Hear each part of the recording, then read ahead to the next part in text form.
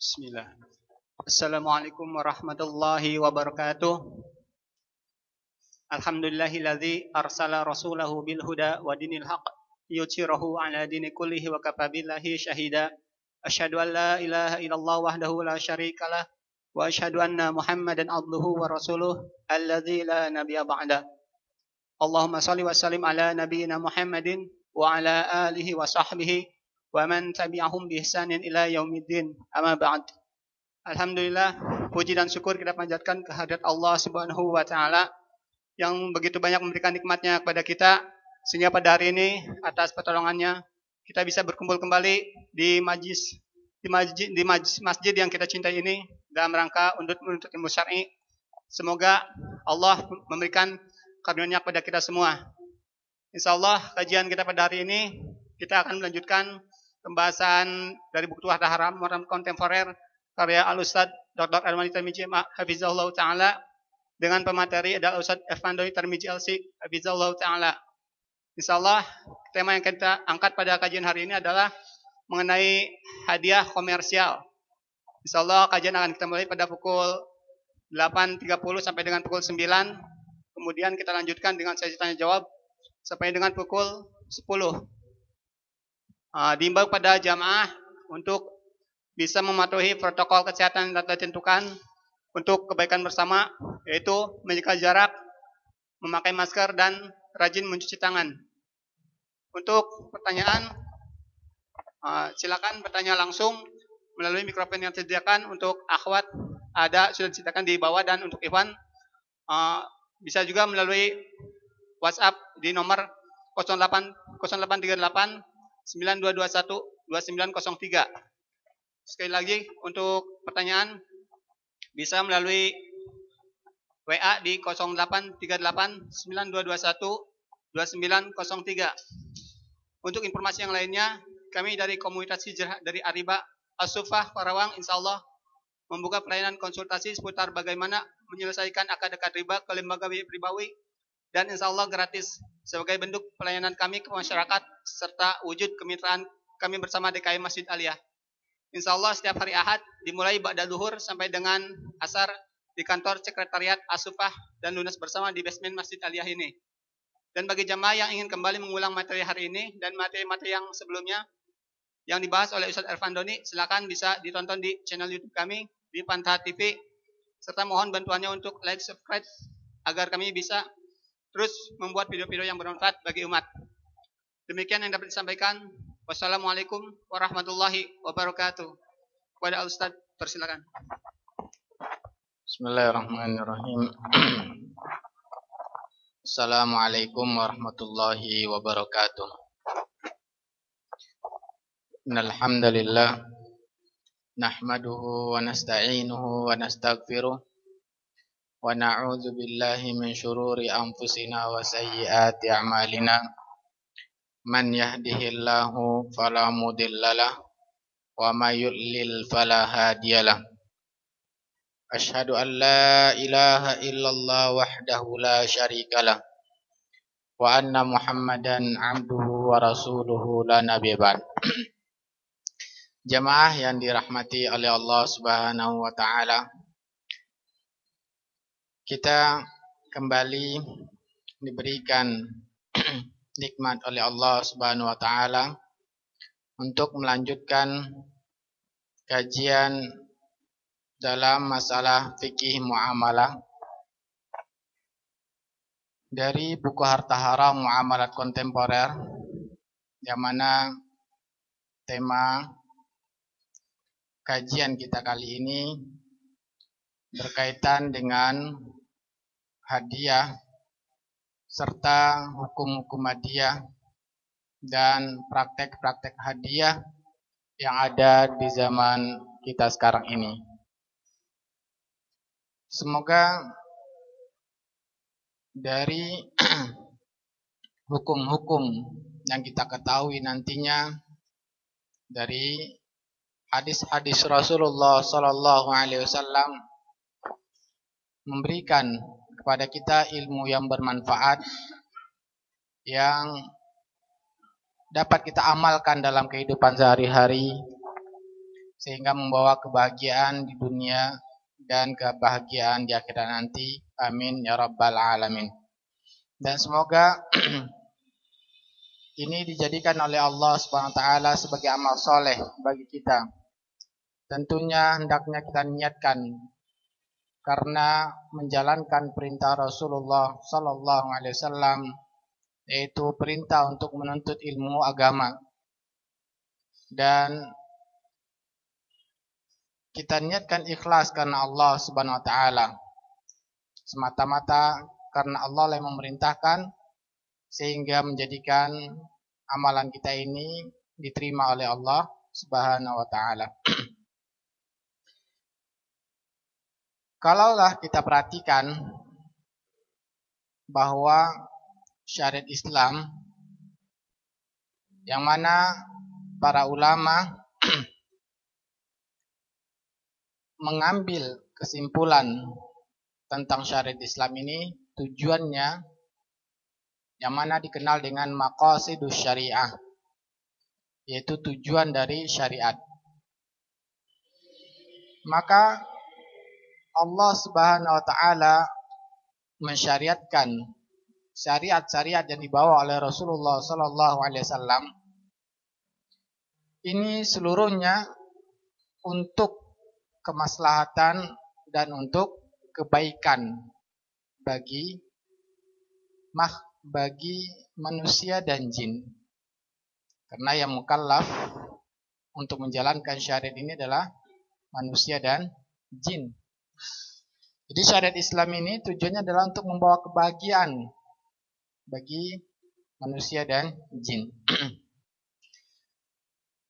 Sehingga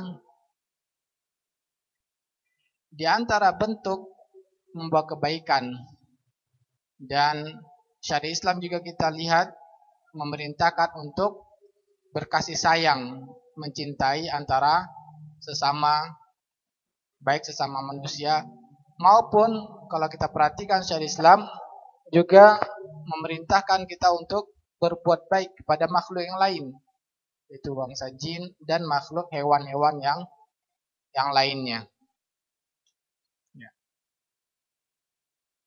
Dan tentu lebih utama memerintahkan kasih sayang antara sesama manusia. Dan inilah di antara yang menjadikan antar sama manusia saling mencintai dan berkasih sayang, yaitu dengan berbagi rezeki yang telah Allah Ta'ala berikan kepada manusia tersebut. Maka ada bentuk berbagi rezeki ini yang sifatnya tanpa imbalan.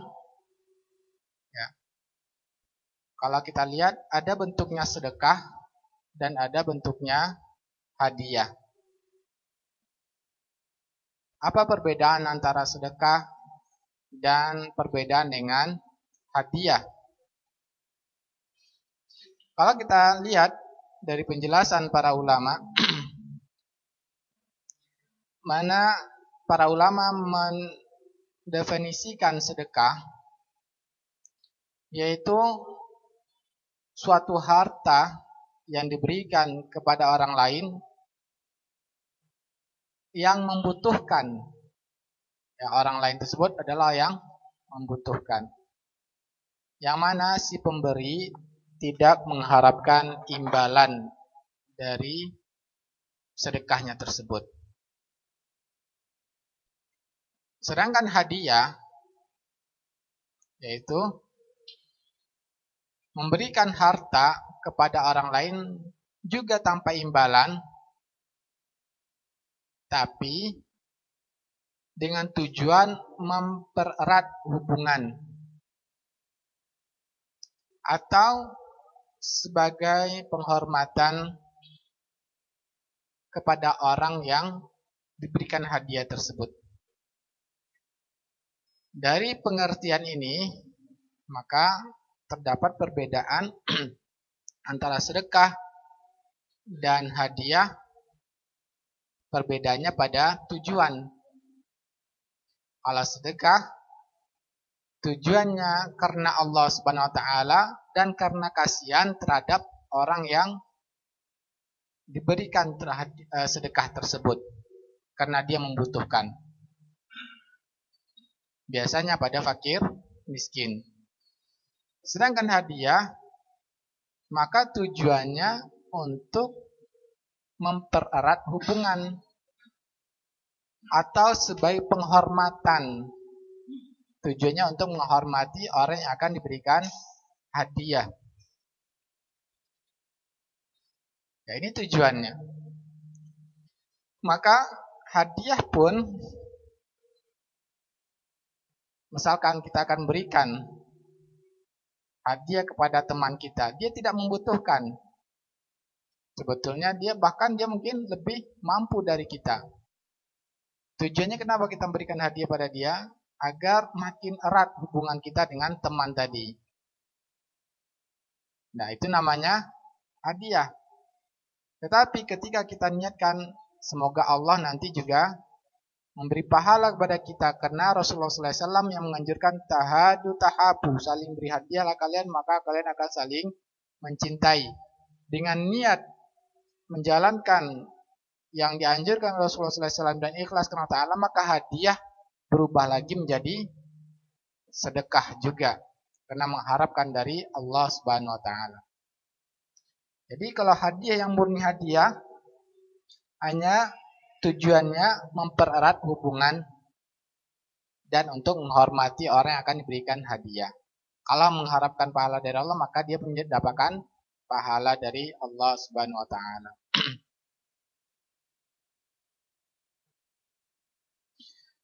Maka Rasulullah SAW beliau menerima hadiah dan beliau tidak menerima sedekah.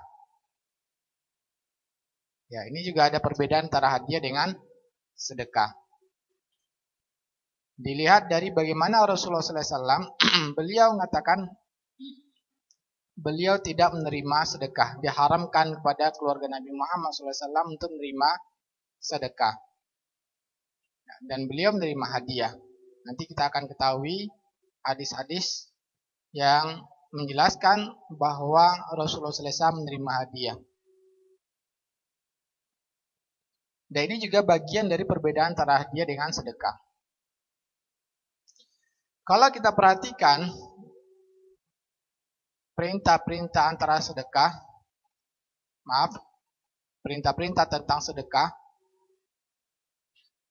maka di antaranya Rasulullah SAW memerintahkan, ya ma'syarat tujar, wahai para pedagang, innakum tub'atsuna yaumal qiyamati fujjaran, bahwa kalian nanti pada hari kiamat dibangkitkan dalam keadaan orang-orang yang fajir. Fajir adalah orang yang melakukan dosa. Nah, ini peringatan Rasulullah SAW kepada para pedagang. Siapa yang para pedagang? Yaitu orang yang menjual barang yang dia beli dan mencari keuntungan. Selisih dari barang antara dia beli dengan dia jual. Maka selisih itulah nama keuntungan. Saya yakin semua kita adalah para pedagang. Ya kan? Ada yang tidak pernah menjual barang? Saya yakin semuanya pernah menjual barang. Maka Rasulullah SAW sudah mengingatkan, ya ma'syarat tujar.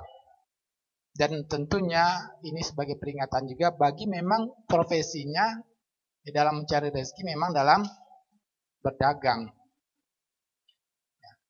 Innakum tub'atsuna yaumal qiyamati fujjaran. Kalian dibangkitkan dalam hari kiamat nanti dalam keadaan berdosa. Illa man ittaqa wa barra wa sadaqa. Kecuali siapa kata Rasulullah SAW? Ya, pada seluruhnya, pada asalnya seluruh pedagang adalah orang yang berdosa. Kecuali orang yang takut kepada Allah. Ya. Artinya apa? Dalam berdagang dia meninggalkan seluruh yang diharamkan oleh Allah dan Rasulnya. Inilah bentuk orang bertakwa. Tentu menjadi orang bertakwa harus menuntut ilmunya. Jadi kalau ingin berjualan, wajib hukumnya mempelajari hukum syariat tentang jual beli, hal-hal yang diharamkan, bentuk ketakwaan. Kalau tidak, maka termasuklah kepada orang yang sudah diingat kalau Rasulullah SAW akan dibangkitkan dalam keadaan berdosa. Wabarro, yang kedua berikutnya selain bertakwa harus menuntut ilmu, mengamalkan yang dalam bentuk meninggalkan seluruh yang diharamkan dan berbuat baik. Wasodako, dan kemudian bersedekah. Maka Rasulullah SAW di hadis yang lain menganjurkan bahwa para pedagang dalam berdagang akan terdapat, dalam mencari rezeki akan terdapat hal-hal yang diharamkan, melakukan hal-hal yang diharamkan baik sengaja maupun tidak sengaja. Maka Rasulullah SAW memerintahkan untuk memperbanyak sedekah. Tujuannya apa? Membersihkan harta yang haram tadi, ya, yang baik sengaja maupun tidak sengaja, dengan cara mengeluarkan kotoran-kotoran berbentuk sedekah. Sehingga Rasulullah SAW beliau tidak mau menerima sedekah. Kenapa? Inna min awsakhin nas. Beliau mengatakan sedekah itu adalah kotoran dari manusia. Karena Allah mengatakan khuz min amwalihim shadaqatan tutahhiruhum wa tuzakkihim biha. Ambil wahai Muhammad dari harta orang-orang yang mampu sedekah yang bentuknya wajib, yaitu zakat mal, zakat fitri. Allah mengatakan apa? Tutahhiruhum wa tuzakkihim biha, untuk mensucikan dan membersihkan mereka. Sehingga harta yang sedekah yang wajib dan sunnah itu tujuannya untuk apa? Membersihkan kotoran-kotoran pada harta kita.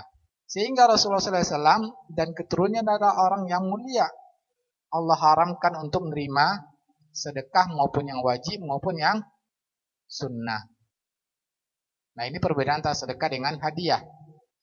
Sedangkan hadiah memang diberikan berdasarkan keridhaan hati dan dia, sehingga nanti akan kita ketahui halalnya hadiah hanya dari harta yang halal, maksud saya. Ya, hadiah itu hanya kita terima dari harta yang halal, harta yang bersih. Ya, ini. Nah, inilah perbedaan antara hadiah dengan sedekah. Yang mana Rasulullah SAW memerintahkan pada kita sama muslim untuk saling memberi hadiah. Diriwayatkan oleh Imam Bukhari dan dalam kitab Adabul Mufrad dari sahabat Abu Hurairah radhiyallahu anhu, dari Nabi SAW, tahadu tahabu, saling beri hadiahlah kalian dan kalian akan saling mencintai. Dan Rasulullah SAW melarang kita untuk menolak hadiah yang diberikan oleh seseorang.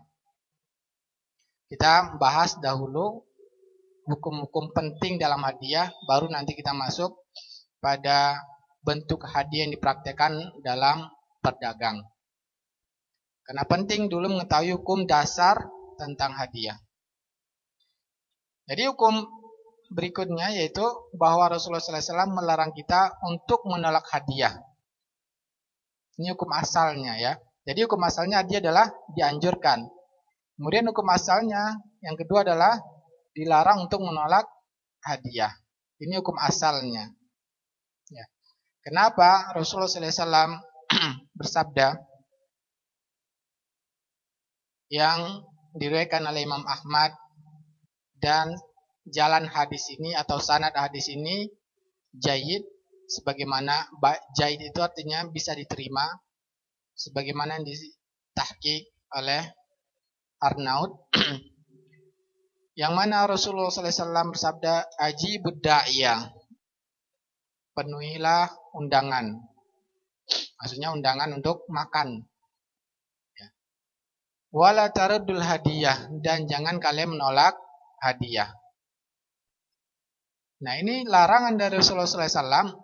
Larangan pada hukum asalnya adalah tidak boleh kita lakukan, haram kita untuk melakukannya. Ya.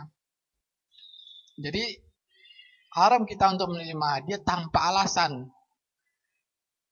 Maka perintah ya untuk kita menerima hadiah yang diberikan oleh seorang.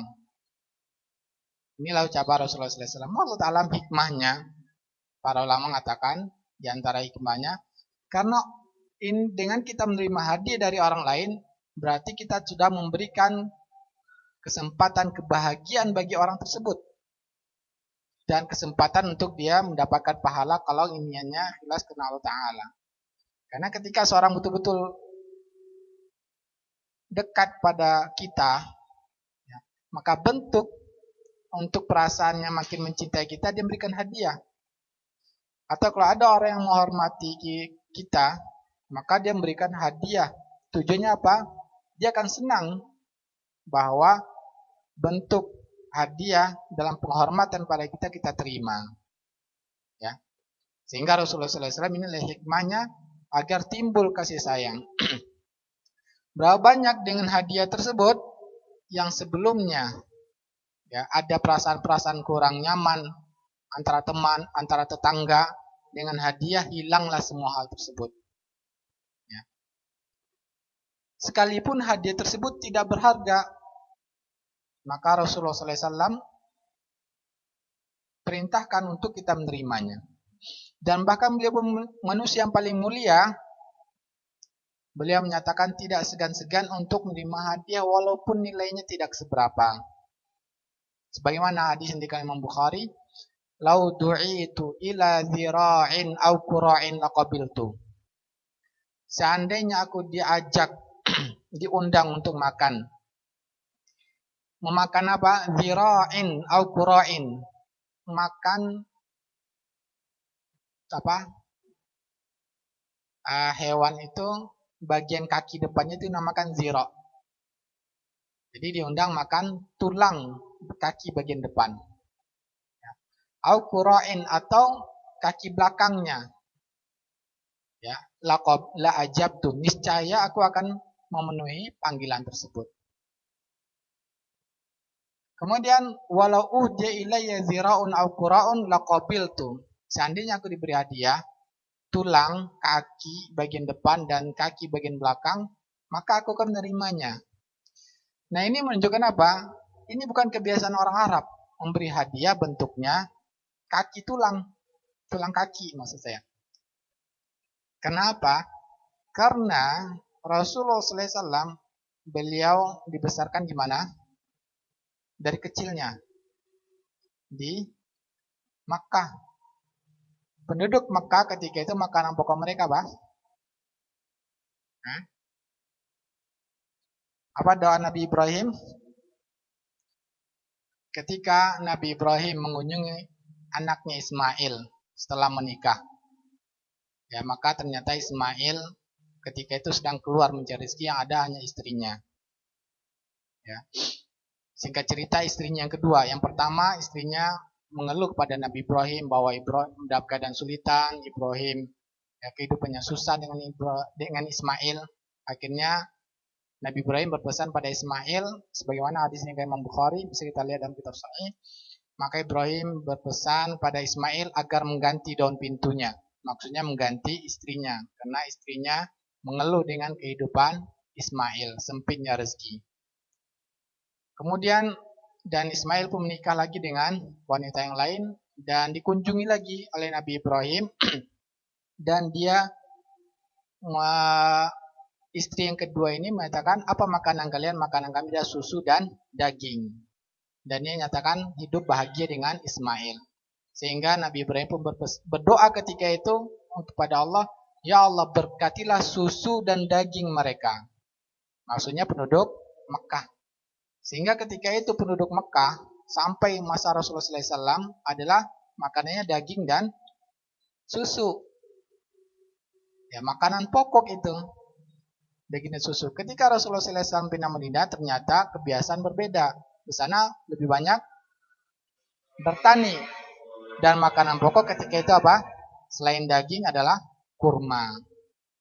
Ya, ketika itu gandum masih mahal ketika itu. Nah, sehingga karena itu makanan pokok, kalau tulang itu tentunya sesuatu yang tidak nilainya sedikit, sangat jarang, tidak ada kebiasaan Arab. Ya, kebiasaan mereka kalau ngundang itu satu kambing mereka. Antara 1-3 orang itu satu kambing. Paling maksimal 10 orang. Itu satu kambing. Nah, ini hanya dikasih tulang. Ini menunjukkan bahwa Rasulullah SAW mengatakan tidak ada ketika itu melakukannya. Tapi beliau mengatakan menunjukkan permisalan yang sangat sedikit pun beliau akan menerimanya. Ya. Kalau kita dapat kepala, dapat kaki kayaknya senang kayaknya ya. Bikin sop ya. Karena makanan pokok kita bukan daging.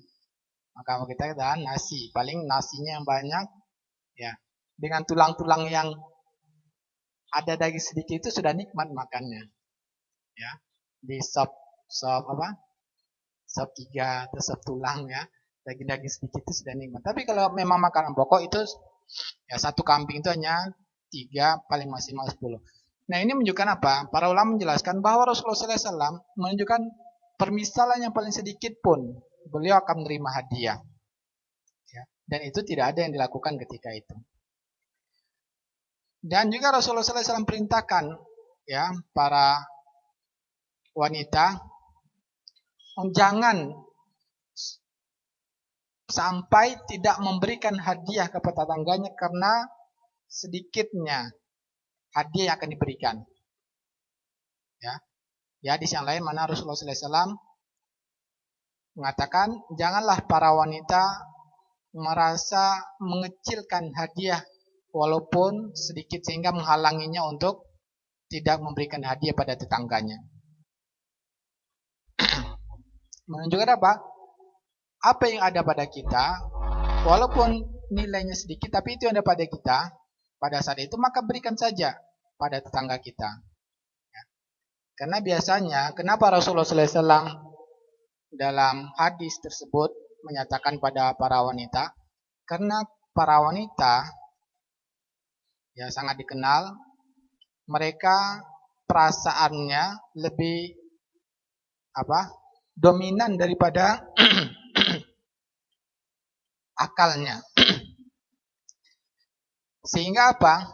Kalau bapak-bapak ya memberi hadiah, ya apa adanya aja kan? Yakin saya. Tapi kalau ibu-ibu memberi hadiah, bapak-bapak tahu kan? Kalau wanita ngasih hadiah, itu tidak mau totalitas. Kenapa? Karena utama perasaan. Bagaimana dia menganggap dirinya, oh kalau saya mendapatkan ini saya senang. Begitu dia akan berikan pada orang lain. Tapi kalau laki-laki dalam memberikan hadiah tersebut, maka dia tidak penting, oh ini kan sudah hadiah. Sehingga Rasulullah SAW ya khusus menyuruhkan pada wanita jangan merasa meremehkan hadiah walaupun sekecil apapun. Ya, sehingga tidak jadi memberikan hadiah pada orang lain yang nilainya sedikit. Nah, sehingga inilah hukum hadiah ya. Kita tetap memberikan hadiah walaupun nilainya yang sedikit. Kemudian dalam hukum berikutnya, kalaupun kita akan menolak hadiah, kita harus menyebutkan alasannya. Ya. Sebagaimana ini hukum berikutnya, kalau kita akan menolak hadiah, sebutkan alasannya supaya orang tersebut merasa tenang. Kenapa hadiah ini ditolak? Sehingga tidak memberikan buruk sangka pada orang tersebut. Maka kita harus menyebutkan alasannya. Karena ini yang diambil intisari oleh para ulama berdasarkan hadis yang diriwayatkan oleh Imam Bukhari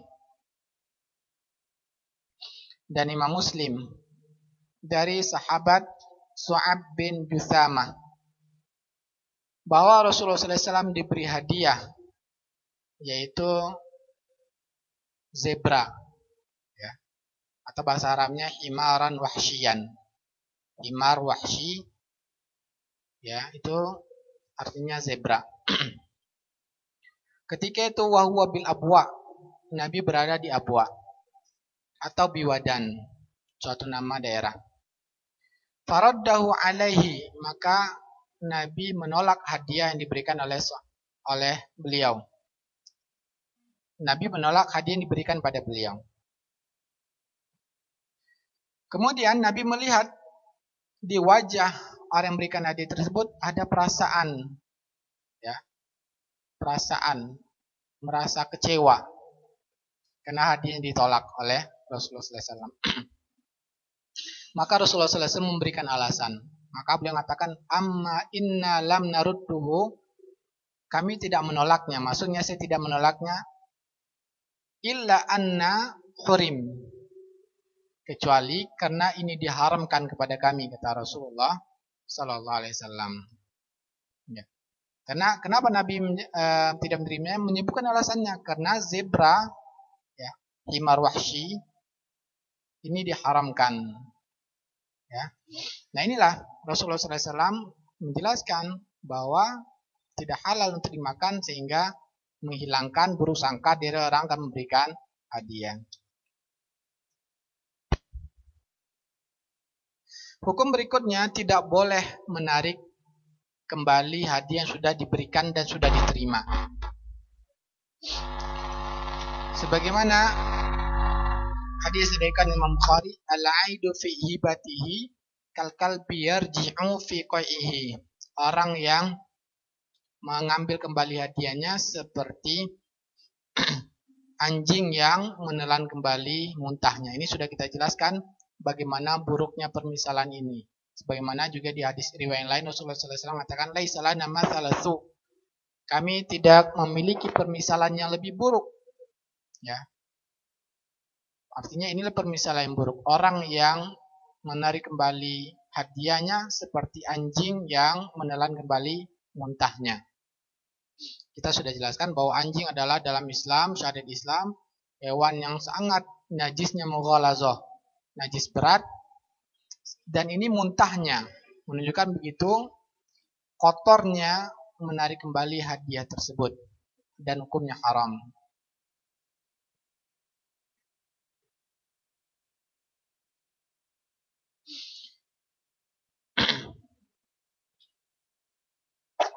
Hukum berikutnya, kita boleh menerima hadiah. Hukum asal hadiah adalah boleh dan dianjurkan menerimanya, dan dibolehkan kita menerima hadiah dari non-muslim. Ya, boleh kita menerima hadiah dari non-muslim. Dan ya, sebagaimana Rasulullah SAW, beliau menerima hadiah dari wanita Yahudiyah. Kambing, makanan kambing, tetapi kambing itu sudah diracuni.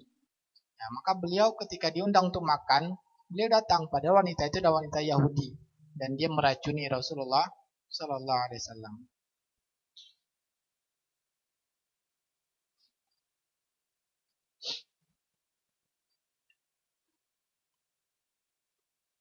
Memberikan hadiah kepada orang musyrik juga boleh. Ya, kalau tadi menerima hadiah dari non-muslim, kalau kita memberikan hadiah kepada orang-orang non-muslim juga boleh.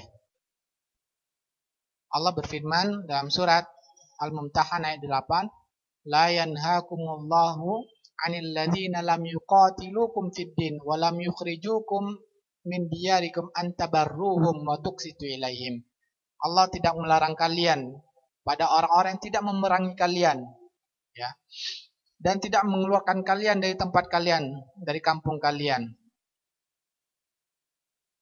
Yaitu apa? Antabarruhum, untuk berbuat baik pada mereka. Maka Allah tidak melarang kita untuk berbuat baik. Di antara berbuat baik adalah memberikan hadiah kepada orang-orang yang tidak memerangi kita, yang kita ada damai dengan mereka dan tetangga yang non-muslim.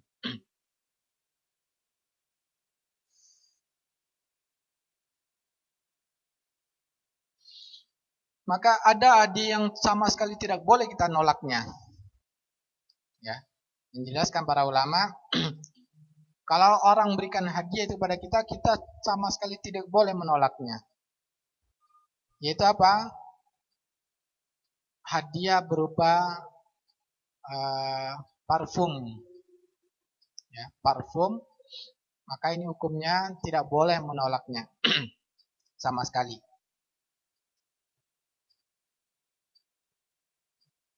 Ini disebutkan langsung khusus oleh Rasulullah SAW. Pada hukumnya kalau hadiah yang lainnya, ya, itu memang ada larangan, jangan kita menolaknya. Tapi ada lagi yang memang disebutkan secara khusus bentuk hadiahnya oleh Rasulullah SAW. Yaitu Rasulullah SAW mengatakan, diriwayatkan Imam Muslim dari sahabat Abu Hurairah, man urida alaihi raihan, siapa yang diberikan padanya raihan, minyak wangi, fala yarudhu, maka jangan dia menolaknya. Ya. Fa inna khafiful muhammal tiburih. Kenapa? Nabi menjelaskan karena dia mudah untuk dibawa dan dia berbau harum. Ya, demikian. Sehingga kalau ada orang berikan hadiah pada kita, misalkan ketika kita mau sholat, tiba-tiba ada yang memberikan parfum, jangan ditolak. Kita harus menerimanya dan terima. Tidak boleh kita menolaknya. Jelas? Maka dia mudah dibawa dan dia memiliki bau yang harum. Ya.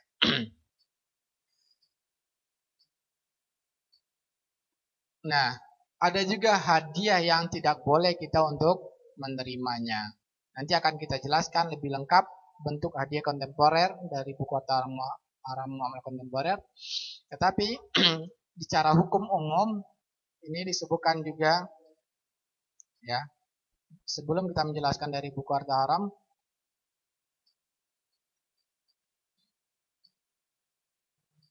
pertama yang tidak boleh kita menerima hadiah tersebut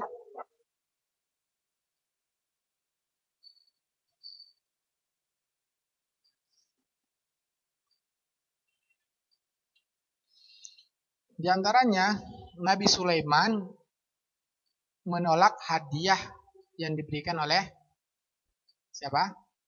Raja Saba. Bukan raja tapi apa? Ratu, ya. Kalau pemimpin perempuan ratu, ya. Ratu Saba, negeri Saba. Bahwa Nabi Sulaiman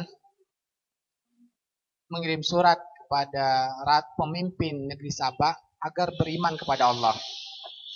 Ya. Agar beriman kepada Allah, tunduk dengan ajakan tersebut.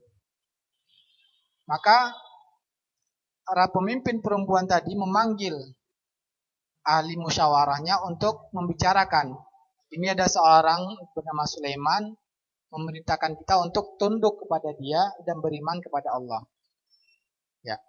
Maka apa yang cara beliau ketika itu menolak beriman awal kali? Maka dia berikan hadiah pada Sulaiman. Ya.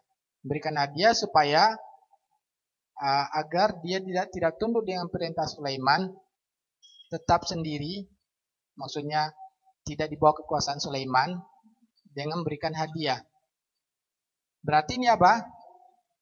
Beri hadiah supaya tidak diajak untuk beriman kepada Allah. Ya. Kemudian juga alasannya, dia mengatakan, kalau para raja-raja, kalau menguasai suatu daerah akan menghancurkan, menghinakan negeri tersebut.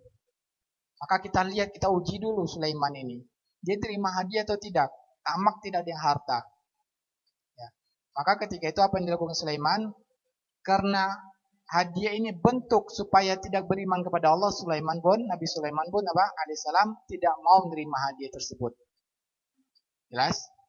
Sehingga tidak boleh menerima hadiah yang tujuan hadiah tersebut supaya dia tidak beriman kepada Allah.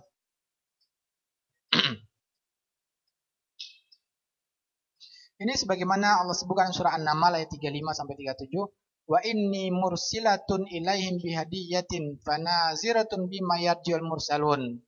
Saya akan kirim ya utusan membawa hadiah. Kita lihat bagaimana nanti utusan ini. Falamma ja'a Sulaiman qala atumidunani bimalin. Kenapa kalian bawa harta padaku, kata Sulaiman. Fama atani Allahu khairun. Harta yang Allah berikan padaku itu lebih baik. Mimma atakum, jauh lebih baik daripada yang kalian berikan. Bal antum bihadiyatikum tafrahun. Bahkan kalian dengan hadiah kalian itu, kalian merasa sudah hebat. Ya, sudah bangga dengan hadiah yang kalian berikan pada saya. Saya tidak butuh pada harta, saya hanya butuh kalian beriman kepada Allah. Sehingga inilah alasan Sulaiman menolak beri hadiah agar apa? Supaya tetap tunduk menjalankan perintah Allah. Jelas?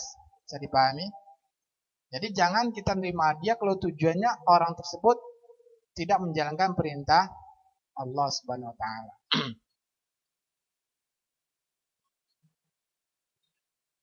Kemudian larangan Nabi berikutnya, seorang pejabat yang sudah digaji maka tidak boleh menerima hadiah. Ini bentuk hadiah yang haram. Ya. Dalilnya Lutbiyah,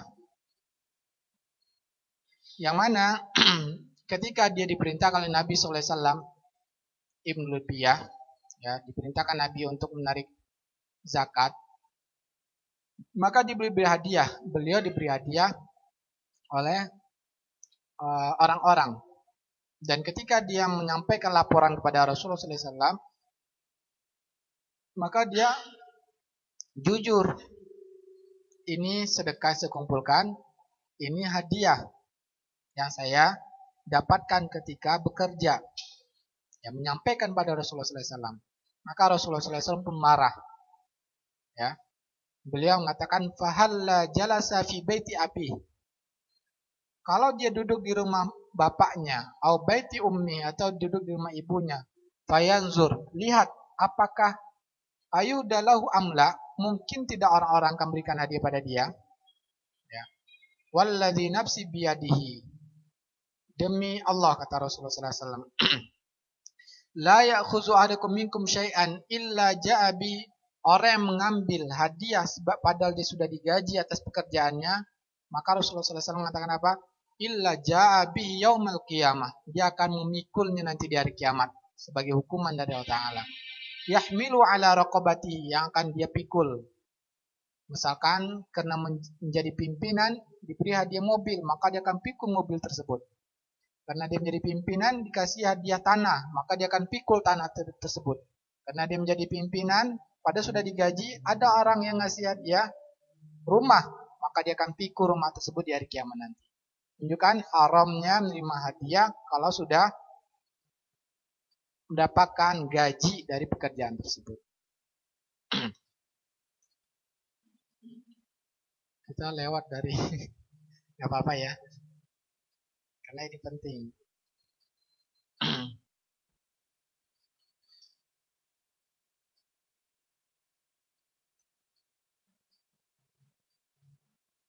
Kemudian di antara bentuk hadiah yang dilarang dan ada nasnya, yaitu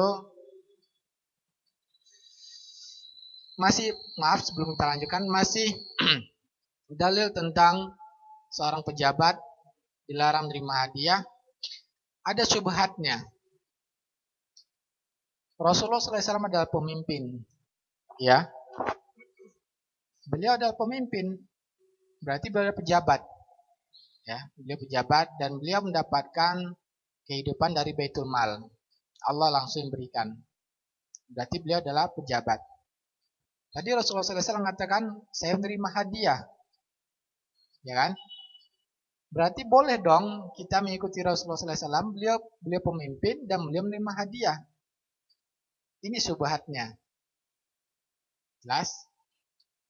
Maka ketika Umar bin Abdul Aziz, ya, dan ini yang dipahami oleh para ulama dan juga Hasan Basri, ketika mereka diberikan hadiah, maka ya, beliau menolaknya dan beliau mengatakan, innaha liulaika hadiyah wa hiya lil ummali ba'dam rishwah.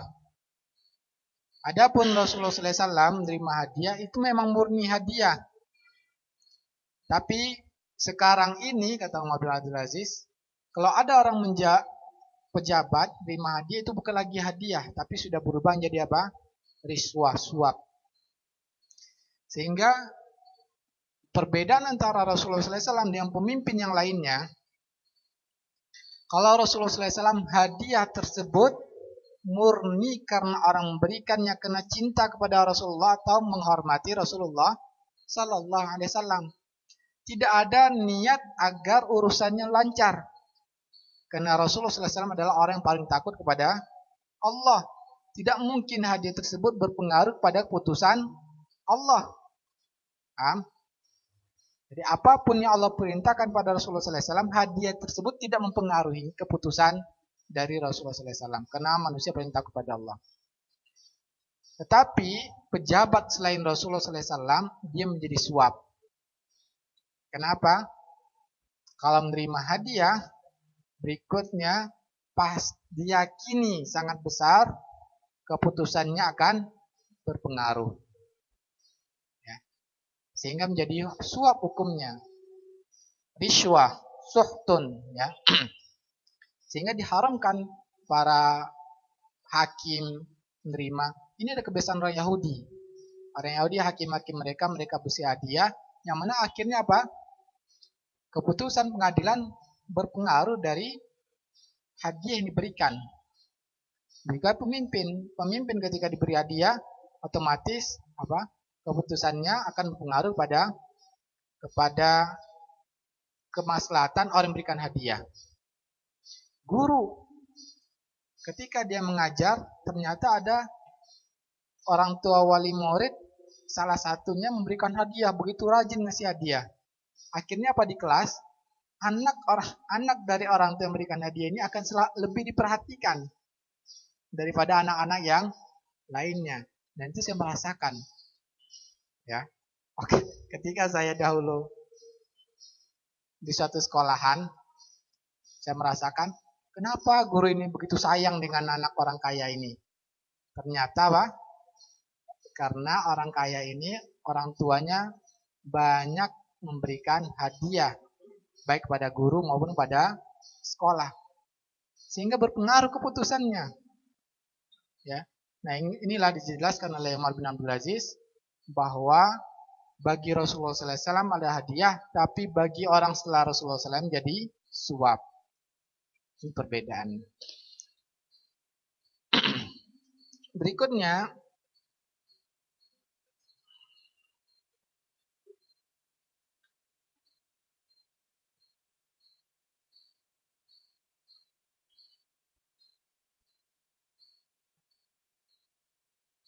yang dilarang berikutnya adalah ketika ada orang yang berhutang pada kita dan dia memberikan hadiah pada kita, maka tidak boleh menerima hadiah tersebut.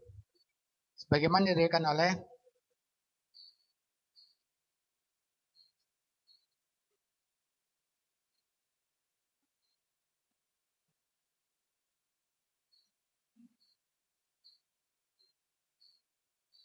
seorang laki-laki bertanya pada Ibnu Abbas.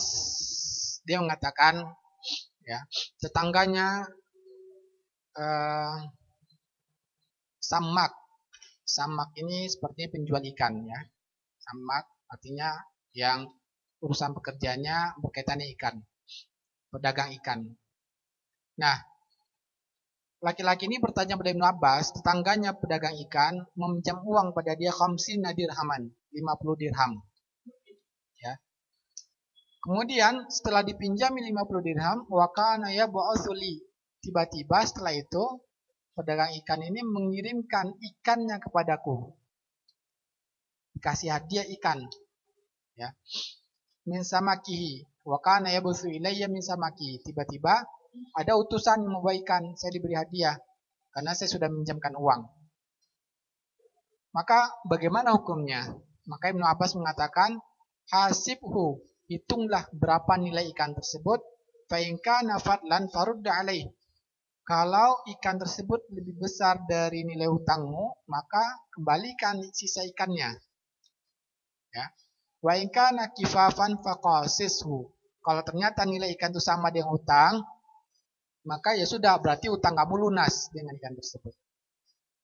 Ya. Kemudian juga diriwayatkan, kalau tadi dikeluarkan oleh Imam Baihaqi,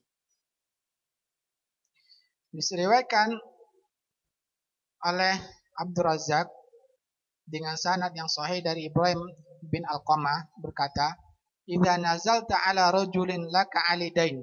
Kalau kamu singgah singgah ke rumah ya, seseorang yang berhutang kepadamu, fa'akalta alaihi fahsibhu. Kemudian engkau makan di rumah orang tersebut, kamu sudah menyiapkan hutang. Maka hitunglah makanan tersebut. Ya. Illa anna Ibrahim kana yaqul, tetapi Ibrahim yang mengatakan ini berkata, illa an yakuna ma'rufan kana yata'ati qabla dzalik, kecuali kalau memang antara orang yang berhutang yang kita sebelumnya sudah biasa beri makan atau dia makan. Kalau tidak, ya, maka dikhawatirkan ya, hadiah ini menjadi tambahan dari hutang piutang yang menjadi riba. Ya, karena dia menjadi tambahan dari hutang piutang, sehingga yang mau hutang piutang tidak boleh bertambah. Maka dari nas-nas ini menjelaskan bahwa ya, hati-hati dalam menerima hadiah kalau orang tersebut berhutang kepada kita. Maka kaidahnya kalau memang ini supaya tidak terjadi pada kita itu riba, lebih baik kita menolaknya berdasarkan tadi perkataan Ibnu Abbas dan Ibrahim. Ya. Kecuali kata Ibrahim kalau memang sebelumnya sudah memberikan hadiah, sudah biasa. Contohnya antara kakak dan adik. Sebelum hutang piutang pun memang sudah sering memberi makanan, maka itu menjadi murni hadiah. Tetapi kalau sebelumnya tidak pernah beri hadiah, tiba-tiba kita pinjamkan uang, maka sudah jelas kalau makanan atau hadiah tersebut adalah tambahan dari hutang. Maka sebaiknya kita tinggalkan, khawatir itu riba dalam masalah hutang piutang, yang mana dosanya sudah kita, insya Allah akan kita ketahui dalam bab riba nanti. Nah inilah kira-kira ya hukum dasar tentang hadiah. Insya Allah baru kita mulai dari kita antara muamalah kontemporer pada pertemuan berikutnya, yaitu bentuk-bentuk hadiah yang sekarang dengan hadiah ini tujuannya agar pedagang meningkatkan penjualannya. Dikenal dengan hadiah komersial. Nah, itu bagaimana hukumnya nanti? Ya, akan kita bahas secara lengkap. Jadi, kalau tadi hadiah murni mengharapkan dari orang yang memberikan hadiah agar saling mencintai, tetapi sekarang tujuannya untuk apa? Meningkatkan penjualan, mencari keuntungan. Nah, itu boleh atau tidak? Ya, dan juga bentuknya bermacam-macam. Insya Allah akan kita bahas dalam pertemuan-pertemuan berikutnya. Sekarang kita cukupkan dulu materi ini dan kita lanjutkan insya Allah dengan sesi tanya jawab. Syukran jazakallah khairan kepada Al-Ustaz atas materinya. Semoga kita bisa mendapatkan faedah yang beliau sampaikan. Untuk selanjutnya kita masuk sesi tanya jawab. Silakan untuk Ikhwan bisa bertanya langsung. Silakan Pak. Untuk Akhwat silakan. Selang-seling ya Pak ya. Satu Ikhwan, satu Akhwat. Silakan. Assalamualaikum warahmatullahi wabarakatuh, Pak Ustaz. Waalaikumsalam warahmatullahi wabarakatuh. Perkenalkan nama saya Rasino. Alhamdulillah diberikan amanah oleh seorang untuk menjalankan kredit motor dan mobil dengan sistem yang syariah. Pertanyaan yang pertama, bolehkah kita menerima hadiah dari salah satu konsumen kita ketika beliau membayar angsuran? Jadi datang ke rumah membayar angsuran dengan membawa oleh-oleh atau mungkin berupa buah atau apa gitu. Apakah boleh kita terima? Itu pertanyaan yang pertama. Pertanyaan yang kedua, bolehkah kendaraan yang kita kreditkan ketika konsumen tidak bisa membayar angsurannya dalam beberapa bulan, kita beli kembali kendaraan tersebut? Atau ada kasus juga konsumen yang baru bisa membayar DP, tapi karena kondisi keuangan yang terjadi virus seperti ini, akhirnya untuk angsuran pertama, kedua pun tidak sanggup membayar. Apakah boleh kendaraan itu dikembalikan lagi, kemudian DP-nya kita kembalikan? Nah, terus yang ketiga, Masya Allah, diborong ya. Ya, boleh silakan. Kayaknya udah dicatat ya, udah dipersiapkan. Silakan. yang ketiga, bolehkah kita membeli atau melayani kredit sepeda motor yang kita mesan ke dealer, ya, kita sebagai pembeli, tetapi di dealer itu nanti kita langsung request nama di STNK itu adalah nama konsumen kita. Adapun akadnya itu nanti setelah kendaraan ke rumah kami, kemudian baru kami akadkan dengan konsumen. Tetapi setiap kendaraan yang keluar dari dealer itu harus sudah dengan surat jalan yang di situ ada tertera nama di STNK-nya.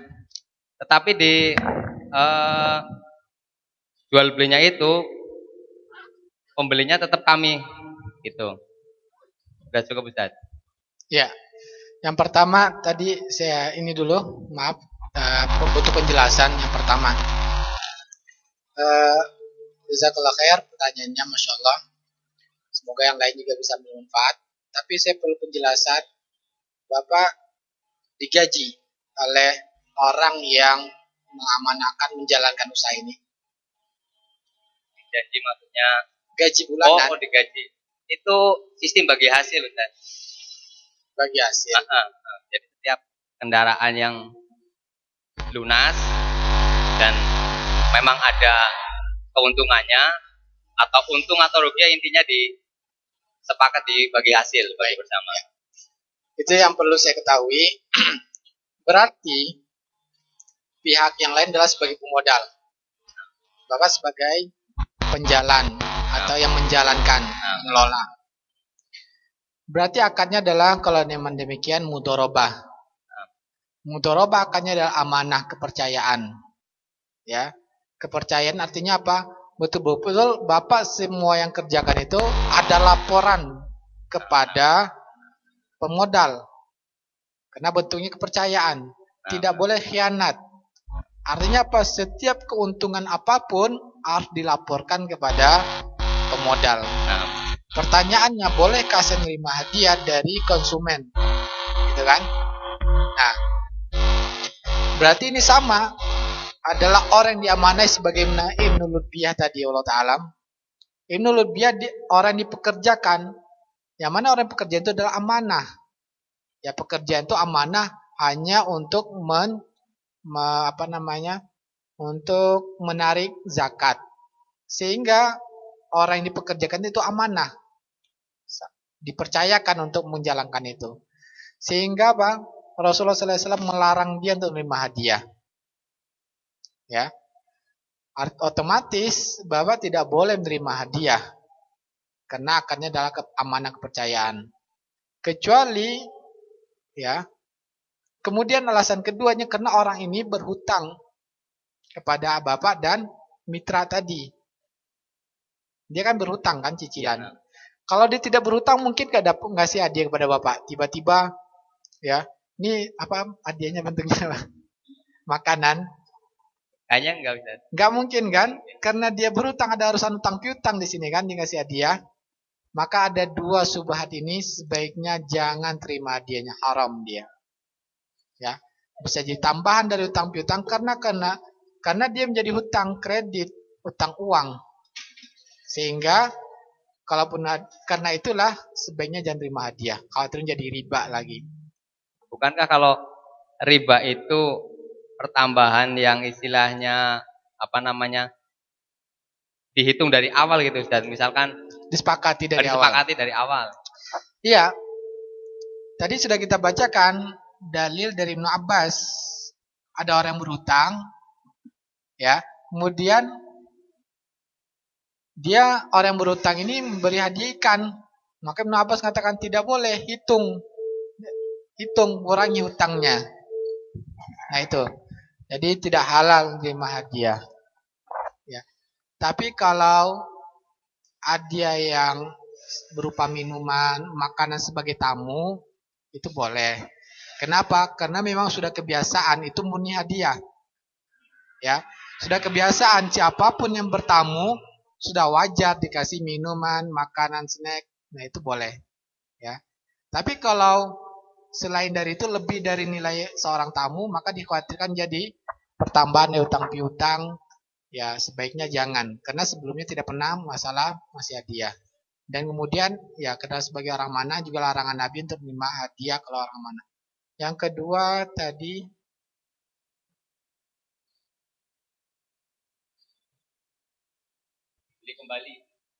beli kembali. Ya. Nah, beli kembali ini sepakati dari awal atau belakangan? Di luar kesepakatan dari awal. Jadi sebenarnya kita arahkan sih kalau misalkan ada yang tidak bisa bayar angsuran, kita arahkan untuk dijual ke orang lain. Ya. Tetapi karena mengalami kendala mungkin tidak menemukan penjual-penjual atau pembeli di yang lain, dan beliau sedang membutuhkan keuangan, butuh uang itu istilahnya. Kemudian beliau tawarkan untuk supaya dibeli kembali gitu. Tentunya dengan harga cash. Jadi nanti dari uang cash itu nanti tinggal dikurangi sisa hutangnya berapa. Nah, nanti sisanya buat si konsumen. Harganya lebih murah di pasaran? Tentunya sesuai pasaran. Harga pasaran atau lebih murah? Harga pasaran, Ustaz. Tidak lebih murah? Bukan. Ya.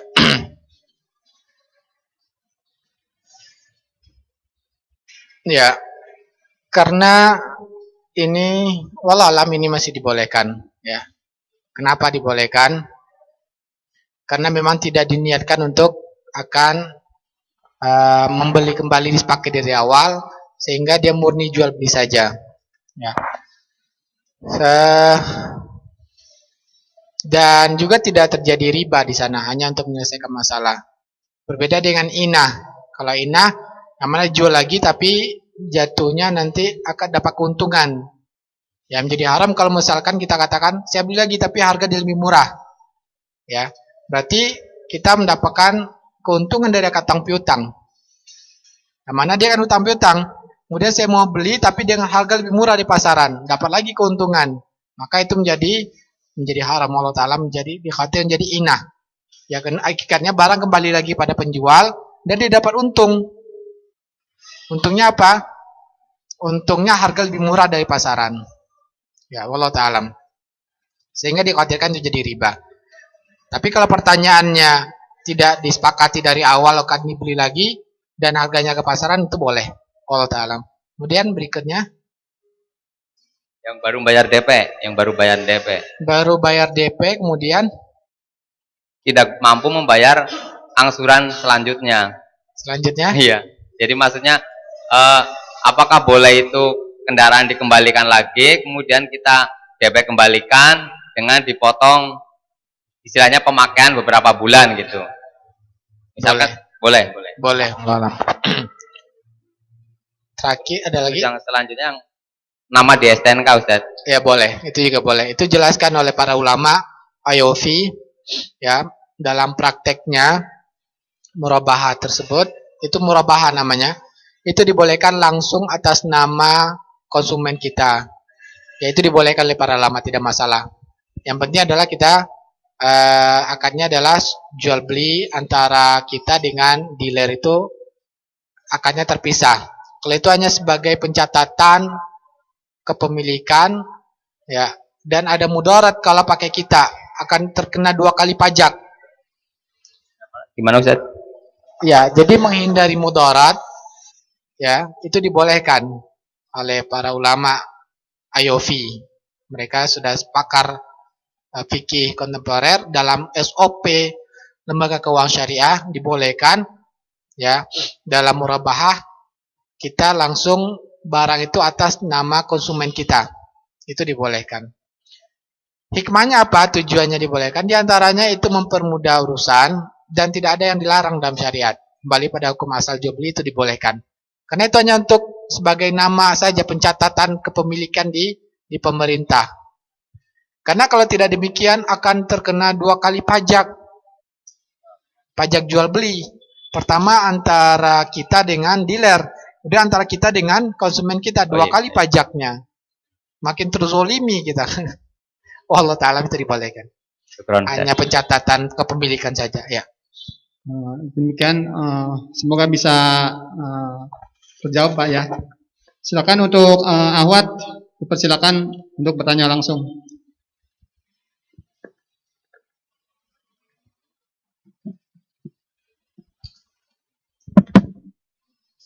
Assalamualaikum Ustadz. Saya mau nanya, kalau Lebaran Silakan kan, untuk Ahwat di basement, silakan. Ustadz, saya mau nanya, kan kalau Lebaran suka ada yang ngasih-ngasih Mungkin uang gitu. menunggu Ahwat, Ustadz, ini ada pertanyaan Ustadz. Nah, Assalamualaikum warahmatullahi wabarakatuh. Waalaikumsalam. Ustadz, Ana mau bertanya.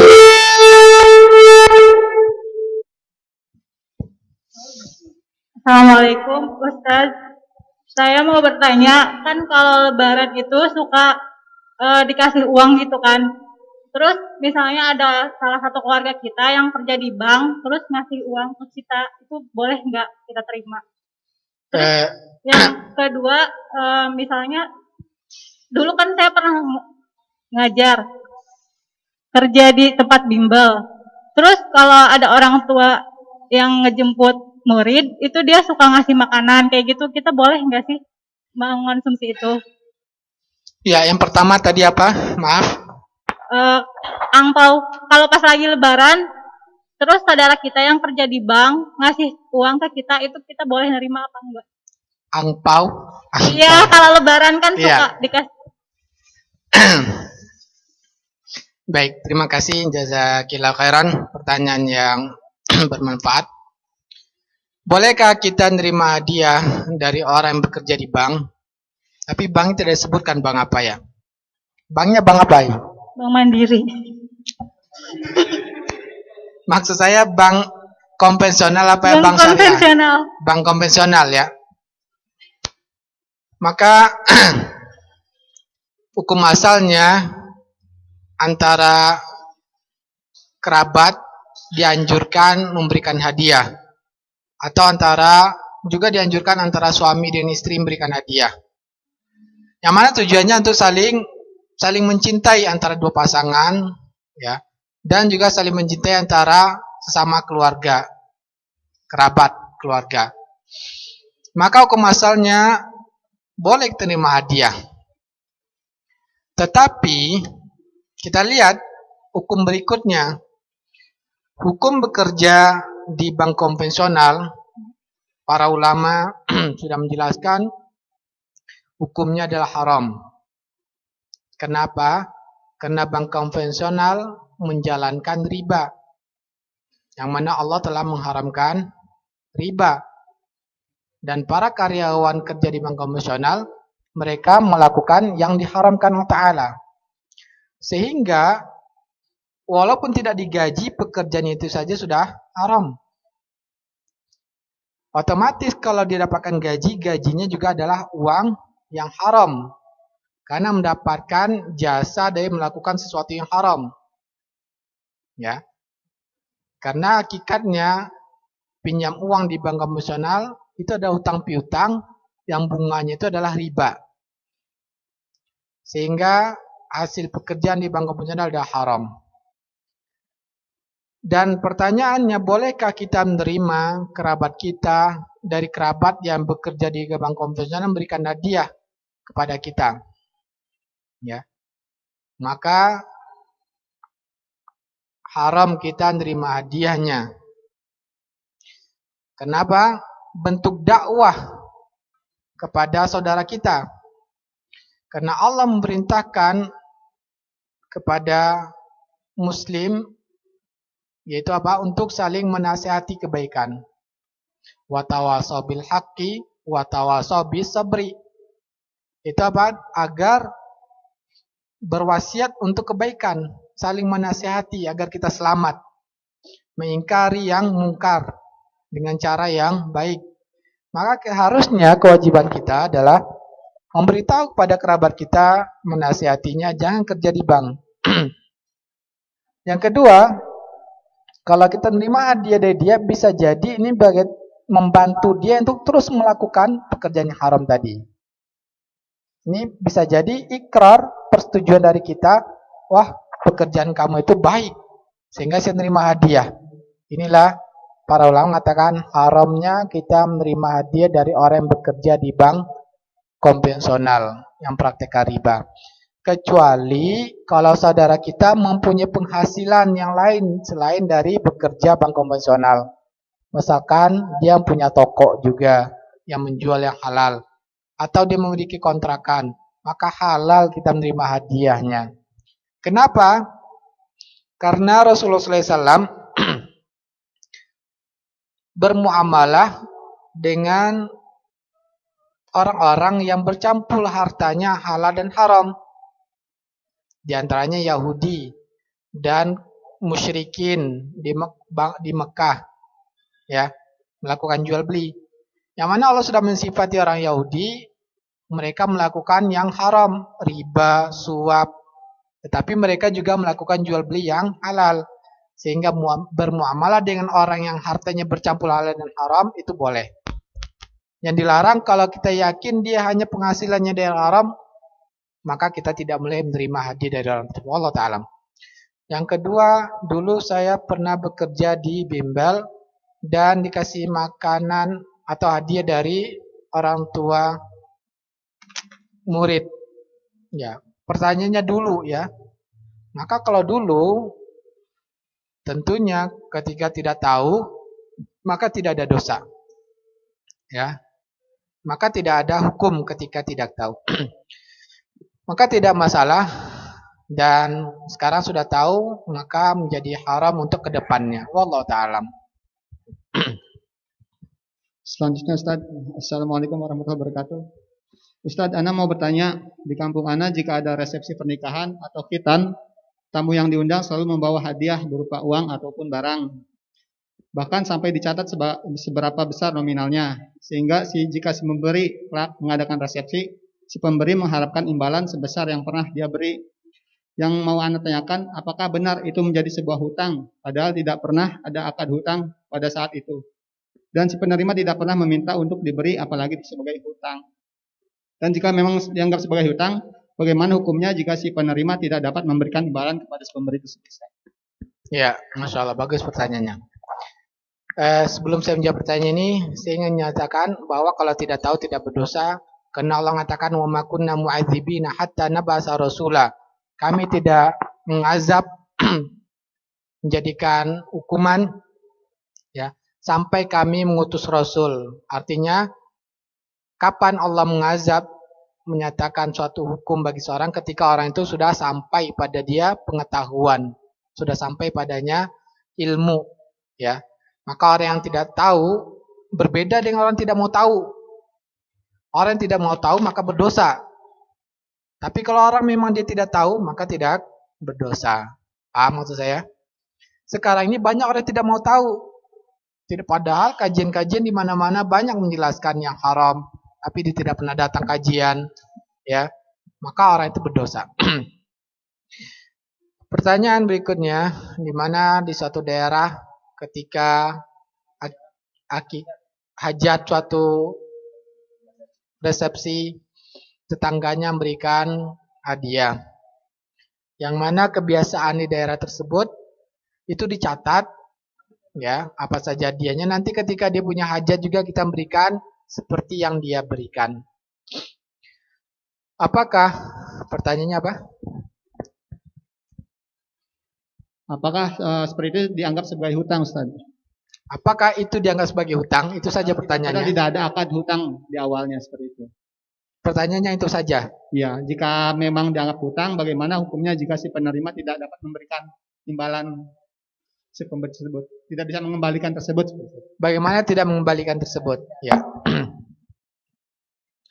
Pertama, di antara dalil mengenai ini, bahwa Rasulullah SAW pernah diberi hadiah oleh seorang Arab Badui. Yang mana kebiasaan Rasulullah SAW diriwayatkan oleh Ummu Aisyah, kana yaqbalul hadiah wa yusibu alaih. Rasulullah SAW beliau menerima hadiah dan selalu membalas hadiah. Ini kebiasaan Rasulullah SAW. Jadi kebiasaan kita, kalau kita diberi hadiah oleh orang lain, maka kita berikan juga hadiah. Bahkan Rasulullah SAW mengatakan kalau kita tidak memilikinya, maka doakan orang tersebut. Sehingga orang tersebut merasa sudah dibalas hadiahnya. Maka kalau kita kebetulan tidak ada hadiah, maka kita katakan barakallah, kita doakan barakallah fi malika wa ahlika. Semoga Allah berikan keberkahan, kebaikan dari Allah Ta'ala atas hartamu dan keluargamu.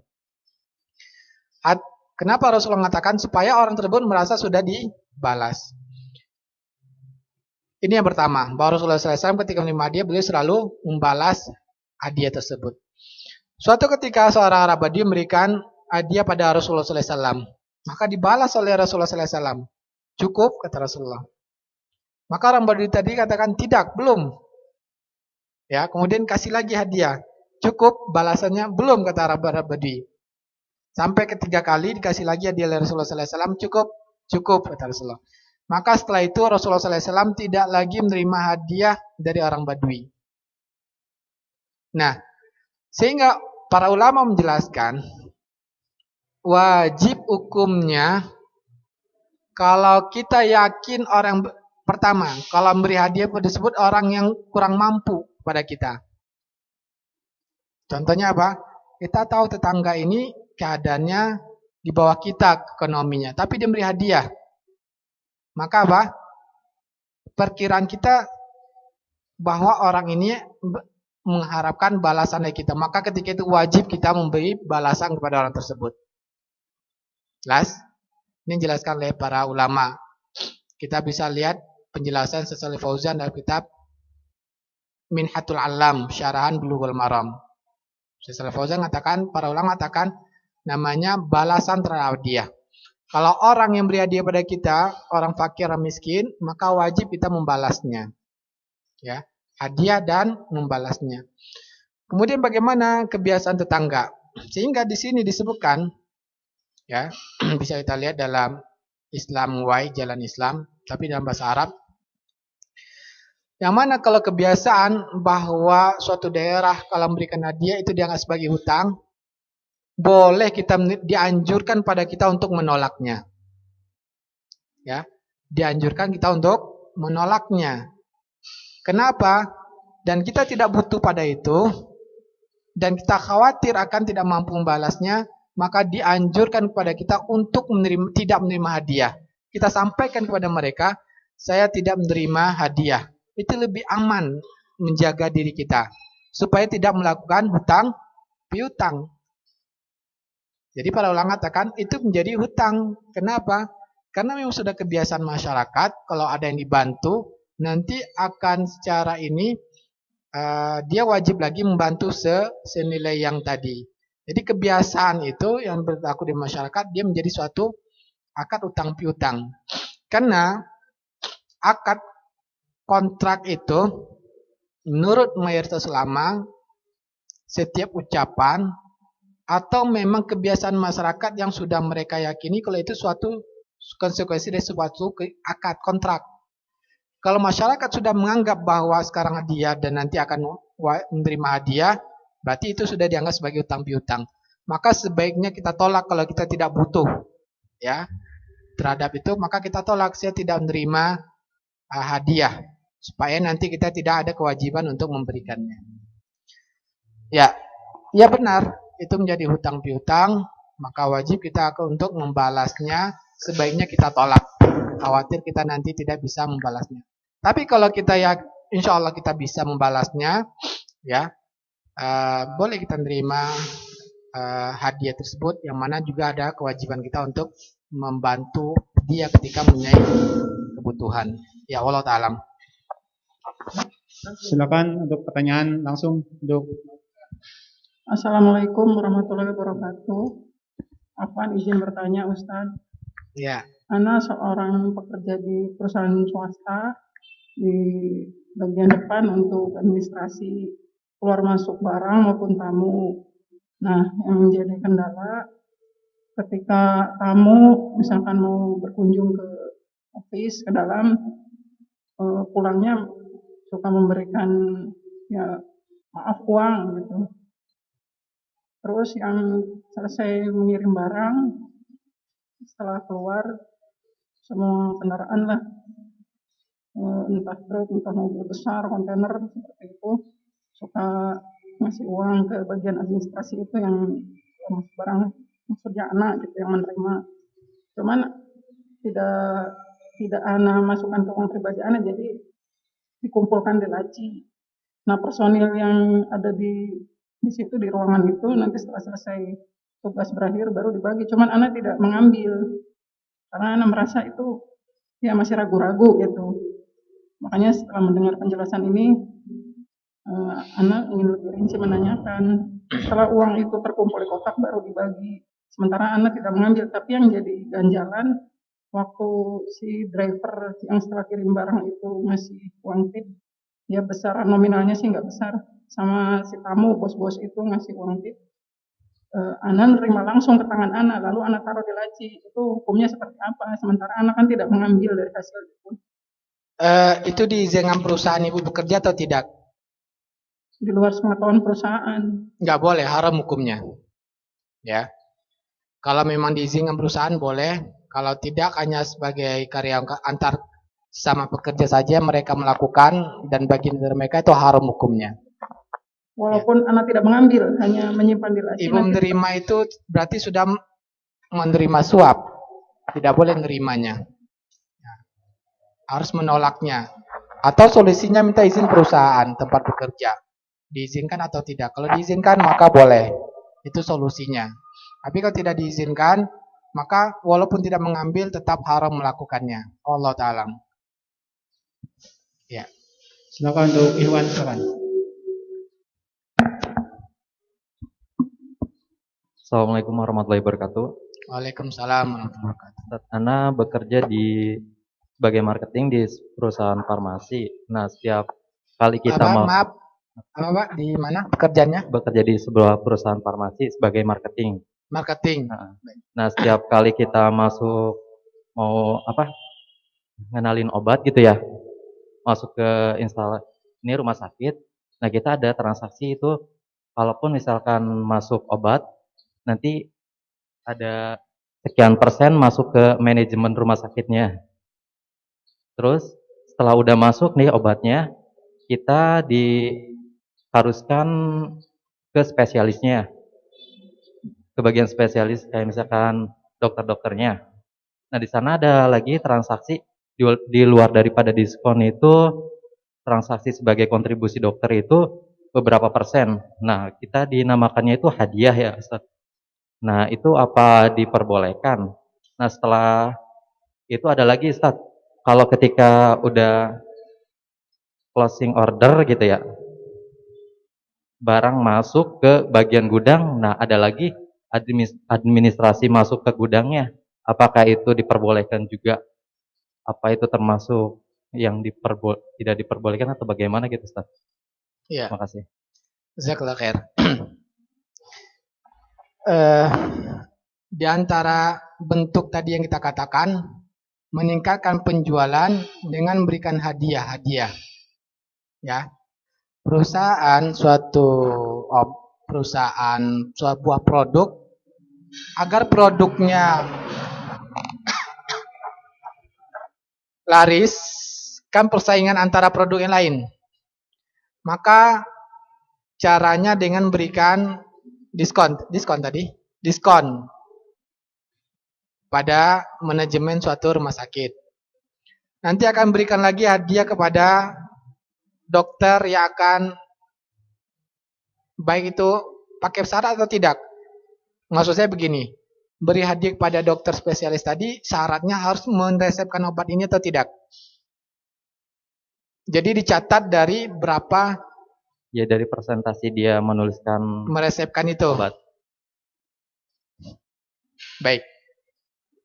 Jadi persentase hadiahnya dari dia berapa kali meresepkan obat itu. Ini berbeda dengan yang pernah ditanya pada saya. Kemudian yang ketiga nanti pada gudang. Ya, gudangnya. Gudang kita kasih ke bagian gudangnya. Iya, sebagai bentuk ya obat kita masuk, diterima, disimpan, dan kalaupun misalkan ada pengeluaran obat kan karena kan produk kita sama, cuman beda brand aja gitu dok. Ini, jadi beda ini aja. Kalau misalkan kalau orang gudangnya yang nggak mau pusing, biasanya harusnya produk kita dengan merek kita, tapi kan komposisinya banyak sama aja sama yang lain. Iya. Nah akhirnya dia keluarin ya seenak-enak dia aja, yang ada di depan dia ya dikeluarin. Nah makanya sebagai bentuk biar dia ngeh gitu sama produk kita ya, ya udahlah minta bantuannya buat begini. Baik, kita coba bahas ini ya. Yang pertama, saya butuh diskusi ya. Jadi kalau ada pendapat lain silakan ya. Maksudnya butuh diskusi masukan juga. Yang pertama, memberi hadiah potong diskon pada manajemen rumah sakit. Wallahu ta'alam kalau ini dibolehkan. Karena tidak masalah. Kita tidak ada larangan secara Islam. Ketika kita menjual barang, kemudian kita memberikan potongan harga bentuk hadiah. Nah, itu tidak ada larangan. Sehingga kembali pada hukum asal itu dibolehkan. Jadi jelas, berikan potongan harga lebih murah kepada pembeli kita, maka kalau hanya sekedar itu, maka tidak ada larangan, maka itu dibolehkan. Kenapa? Jangan berikan potongan harga gratis pun saja tidak ada masalah. Paham maksud saya? Ini kan hanya mengurangi harga saja. Berarti itu hadiah, maka itu nggak ada masalah, tidak ada larang dalam Islam. Yang kedua, memberikan hadiah kepada dokter yang meresepkan obat kita. Setiap obat kita yang diresepkan, kita kasih hadiah. Pertama, muncul di sini permasalahannya dokter ini pegawai dari rumah sakit. Maka berlakulah hukum tadi kita katakan, dalil Rasulullah SAW mengatakan apa? Larangan orang yang bekerja dan digaji untuk menerima hadiah dari orang lain. Jelas? Sehingga apa? Muncul itu yang pertama. Tapi kalau diizinkan oleh rumah sakit rata-rata pada umumnya sudah mengizinkan, bahkan ada dari awal nyatakan boleh dokter menerima dari ini, ya. Sehingga hilanglah masalah tadi karena dapat izin dari rumah sakit. Tapi masalah berikutnya, ya, dengan kita memberikan hadiah kepada dokter yang meresepkan, ini akan kira-kira berpengaruh pada putusan dokter atau tidak. Maka Allah Ta'ala ini akan bisa menyebabkan zolim. Membantu dokter melakukan kezoliman. Maksudnya apa? Bisa jadi karena obat ini hadiahnya besar, sehingga dia meresepkan kadang mungkin obat itu tidak ada yang lebih murah. Atau mungkin lebih baik. Sehingga keputusan dokter tadi tidak adil. Membantu dia melakukan kezoliman. Jelas? Maka otomatis kalau membantu kezoliman, maka hindari. Dilarang kita tolong-menolong dalam melakukannya. Tapi yang perlu kita nasihati, kalau dokternya, kita minta pada dokter, kita nyatakan dari awal, dok, resepkan obat kami kalau ini cocok, ya, memang sesuai dengan penyakitnya, maka itu tidak ada masalah. Artinya apa? Tidak mempengaruhi keputusan dokter. Dia hanya meresepkan karena memang obat kita yang paling cocok dan tidak ada saingan obat lain, maka menasihatkan itu untuk tidak melakukan kezaliman. Itu solusinya Allah Ta'ala. Jelas ya? Sampaikan bahwa ya jangan sampai berlaku zalim. Yang ketiga, yang gudang. Gudang, bolehkah kita ngasih hadiah supaya barang kita lebih diperhatikan keluarnya? Keluar dari gudang sehingga lebih laku gitu ya. Yang pertama sama dengan dokter tadi, orang gudang harus dapatkan izin dari atasannya. Kalau tidak, berarti kita berdosa, sudah menyuap dia. Jelas? Sudah menyuap dia. Nah, kemudian kedua,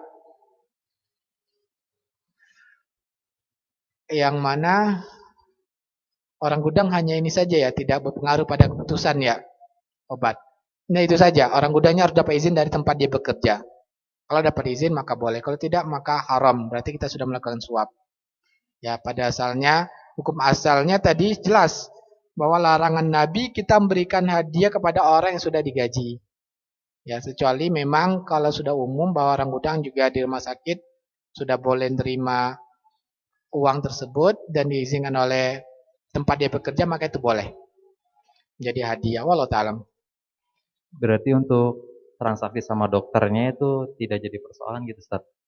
Kalau misalkan kita udah ngasih tahu dok, kalau misalkan emang Ya. sesuai, boleh atau Iya, jadi itu syaratnya. Supaya tidak menerima suap, harus izin. Supaya dia tidak zolim, harus adil. Bisa jadi kan jadi zolim dokternya kan, merasakan kadang-kadang obat itu mahal harganya, ada yang lebih murah, tapi karena dia dapatkan fee yang banyak, akhirnya dia rasakan ini. Ya, sehingga dia zolim. Kadang orang miskin ini, ya, ada obat yang lebih murah, tapi dia resep kayak mahal ini. Maka minta dokter itu untuk berlaku adil. Dan saya rasa orang yang bekerja di itu lebih tahu bagaimana supaya lebih adil. Ya, bagaimana caranya. Allah Ta'ala. Selanjutnya Ustaz, Assalamualaikum warahmatullahi wabarakatuh. Afwan Ustaz, izin bertanya, bagaimana hukumnya tentang free order, open order? Jadi barang tersebut sistemnya PO selama 1 bulan karena diproduksi terlebih dahulu. Kemudian customer bisa menulis list order dulu dan antara penjual dan pembeli ada akad untuk bayar DP setengah. Nanti setelah H-7 sebelum barang ready, customer bayar pelunasannya. Bagaimana hukumnya seperti ini Ustaz? Ya, itu dibolehkan, namanya istisna mawazi. Ya, kalau barang dibikin dulu boleh PO, bayar ke DP, karena menjual jasa. Jual jasa dari bahan baku dirubah. Jasa para ulama mengatakan boleh pakai DP. Misalkan orang yang kita suruh bikin rumah kita atau seorang kita suruh bikin pagar. Ini jasa kamu saya basi dulu setengahnya. Boleh, nggak ada masalah. Ya. Atau sudah jadi nanti sudah diselesaikan pekerjaan atau barang sudah ada, boleh. Jadi karena itu jual beli jasa, maka dibolehkan. Dan ini mazhab Abu Hanifah dan ini pendapat yang dipilih oleh ulama kontemporer, ya. Dibolehkan. Berbeda dengan barang yang sudah ada larangan Nabi, la tabi malaisa indak. Jangan kamu menjual barang yang belum kamu miliki. Jadi ada perbedaan antara dibikin dulu dengan yang sudah jadi. Kalau sudah jadi, menjadi barang, menjual barang yang belum dimiliki. Tapi kalau belum jadi, itu bukan jual beli barang, tapi jual beli jasa. Paham perbedaannya? Sehingga dibolehkan pakai DP dan walaupun tanpa DP pun dibolehkan. Ya, Allah Ta'ala. Assalamualaikum warahmatullahi wabarakatuh. Waalaikumsalam warahmatullahi wabarakatuh. Saya mau bertanya Pak Ustadz, kebetulan saya seorang pedagang. Saya mau nanya, kira-kira berapa persen keuntungan yang harus saya ambil menurut syariat Islam? Kebetulan saya mengambil keuntungan kurang lebih 30-40% karena saya harus membayar pegawai, listrik, dan lain-lain. Yang kedua, bagaimana hukumnya bila ada yang berhutang, kemudian dia dengan jaminannya itu sertifikat rumah, dan sesuai dengan perjanjian antara orang yang berhutang dengan orang yang dihutangkan. Kemudian setelah sesuai dengan perjanjian berapa tahun, tapi dia tidak mampu bayar, Pak Ustadz. Kemudian sertifikat rumahnya itu bagaimana Pak Ustadz? Apa kita harus mengambilnya karena rumahnya tersebut masih ditempati oleh orang tersebut? Terus yang ketiga, bagaimana hukumnya kalau kita membayar hutang kepada orang selama bertahun-tahun baru kita bisa membayarnya, tapi kita memberikan lebih kepada orang tersebut karena kita merasa tidak enak dan kita ikhlas untuk memberikannya. Itu bagaimana hukumnya, diperbolehkan atau tidak? Wassalamualaikum warahmatullahi wabarakatuh. Waalaikumsalam warahmatullahi wabarakatuh. Saya lupa pertanyaannya. Yang pertama keuntungan pedagang berapa persen? Yang pertama, tidak ada batasan keuntungan, mengambil keuntungan dalam Islam. Karena dalilnya apa? Pernah Urwah mengambil keuntungan dalam menjual kambing 100%. Yaitu harga dibeli satu kambing, harga 2 ekor kambing dibeli dengan 1 dinar. Berarti satu kambingnya kira-kira setengah dinar. Kemudian beliau jual ya kambing tadi yang satunya dengan 1 dinar. Berapa untungnya itu? Berapa untungnya? 100%. Berarti untungnya 100%. 100%. Dan itu disampaikan kepada Rasulullah SAW, beliau mengatakan dan didoakan oleh Nabi SAW, barakallahu fi safaqati yaminik. Allah berkahi pada setiap transaksimu. Artinya apa? Urwah didoakan oleh Rasulullah SAW suatu keahlian yang dia miliki. Apa keahliannya? Menawar, tawar-menawar. Yang mana si penjual dan pembeli tidak merasa dirugikan. Ya.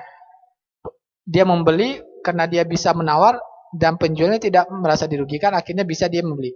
Dan dia menjual dengan 1 dinar dan memang pembelinya tidak merasa dirugikan. Sehingga para ulama mengatakan tidak ada batasan keuntungan dalam syariat Islam, tapi kaidah yang perlu diperhatikan selama pembeli atau penjual tidak merasa disakiti atau tidak ditipu. Kalau merasa disakiti atau ditipu maka berdosa. Contoh kita menawar sampai-sampai penjualnya sampai tidak nyaman dengan kita, maka kita bisa berdosa. Ya. Dia makruhkan ini. Begitu juga kita menjual harganya terlalu tinggi. Akhirnya si pembeli merasa tertipu, maka kita berdosa. Ya. Maksudnya apa? Jangan sampai jual beli kita bisa menyusahkan orang lain. Wallahu ta'ala. Yang kedua? Yang kedua, pinjam dengan jaminannya itu sertifikat. Terus orang tersebut tidak mampu bayar dan pada saat sesuai perjanjian dan pada saat mau mengambil rumahnya itu masih ditempatin, waktu itu sertifikatnya rumah. Bagaimana Pak Ustadz hukumnya? Ya, jaminan bukan berarti jaminan itu tujuannya untuk sebagai penguat atas hutang piutang. Yang mana ketika orang berhutang tidak mampu bayar hutangnya, maka barang jaminan itulah ya sebagai menutupi hutangnya. Hanya sebagai penguat saja. Bukan berarti dengan gadaian tersebut kepemilikan berpindah.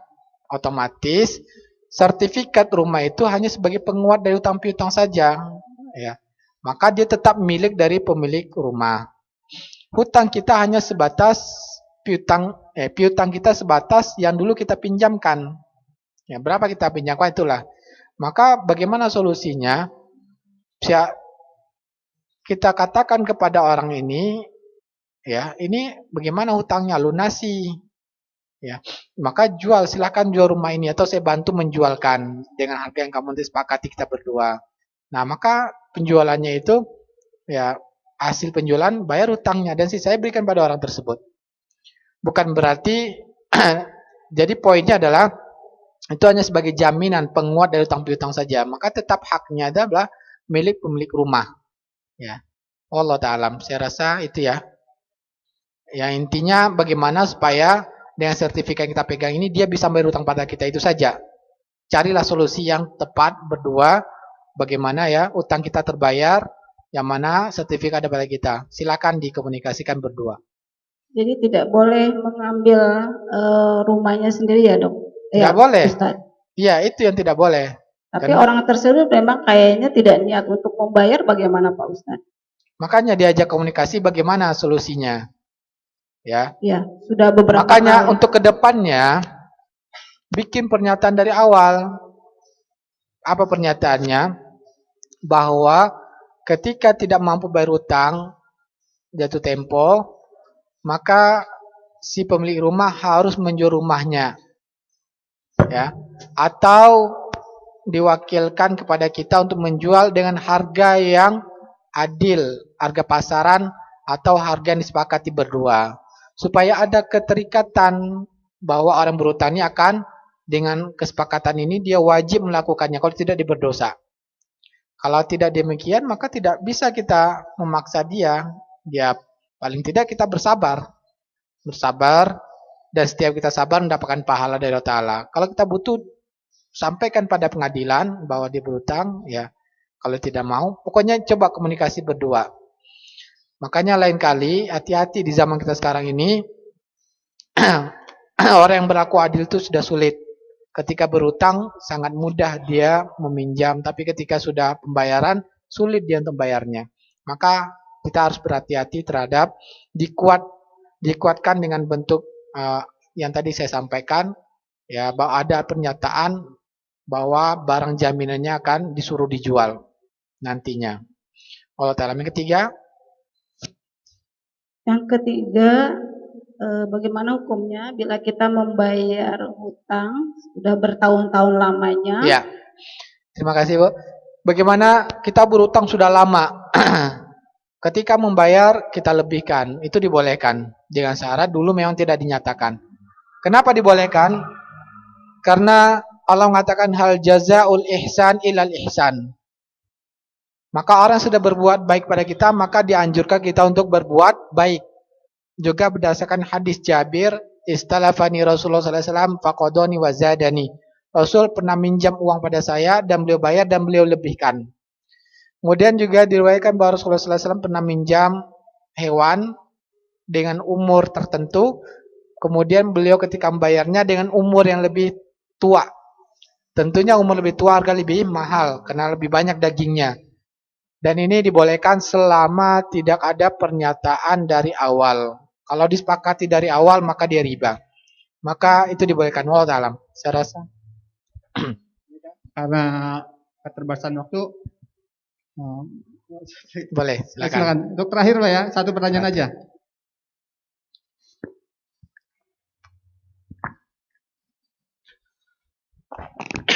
Assalamualaikum warahmatullahi wabarakatuh. Waalaikumsalam. Saya Isbat. Saya ingin mempertanyakan, misalkan ada seseorang yang berhutang kepada saya, lalu dia tidak bisa membayar, tapi dia meminjam uang kembali untuk saya membuat usaha dan berjanji untuk membayar hutang itu, seperti usaha dengan jaminan barang yang dia berikan kepada saya. Tapi di sini kan saya juga ada kekhawatiran jika tidak saya memberikan hutang kembali untuk dia berusaha gitu, dia juga tidak akan merasa kesulitan untuk membayar hutang. Tapi jika pun saya berikan tapi dia usahanya tidak berhasil, akan menambah beban terhadap beliau kepada saya gitu Pak Ustaz. Kalau tidak berhasil apa? Misalkan kalau tidak berhasil apa? Kalau misalkan usahanya dia gagal gitu ya, itu akan menjadi beban dia juga, akan menjadi beban saya juga karena hutangnya bertambah gitu Pak Ustaz. Pertanyaannya, apa hukumnya dengan cara seperti itu Pak Ustaz? Misalkan ada orang yang mempunyai hutang kepada saya, lalu orang tersebut meminjam uang kembali kepada saya dengan alasan ingin berjualan gitu Pak Ustaz. Ingin berjualan dengan keuntungannya, dan keuntungannya itu untuk membayar hutang kepada saya kembali seperti itu Pak Ustaz. Misalkan dia punya hutang 25 juta, lalu dia minjam kembali kepada saya 10 juta untuk berjualan dan berjanji akan mengembalikan 20 juta seperti itu Pak Ustadz. Pertanyaannya saya belum nangkap. Pertanyaannya apa? Apa hukumnya Pak Ustadz? Melakukan itu. Melakukan hukumnya kalau antum melakukan, Masya Allah, pahalanya besar. Ya boleh, dianjurkan. Kalau itu pertanyaannya. Paham maksud saya? Iya Pak Ustadz.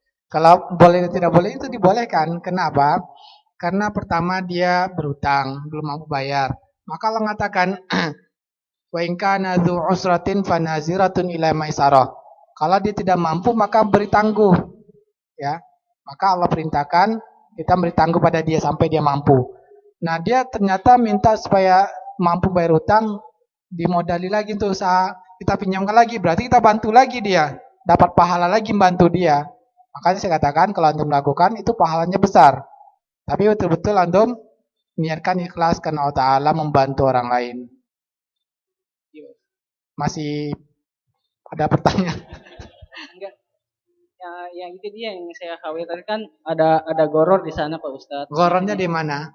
Misalkan kalau dia pun gagal gitu ya, dia akan menjadi beban dia juga. Hutangnya makin bertambah kepada saya gitu Pak Ustadz. Oh, minjam lagi untuk usaha dagang. Iya, dia minjem lagi Ya. untuk usaha dagang. Ya itu risiko antum.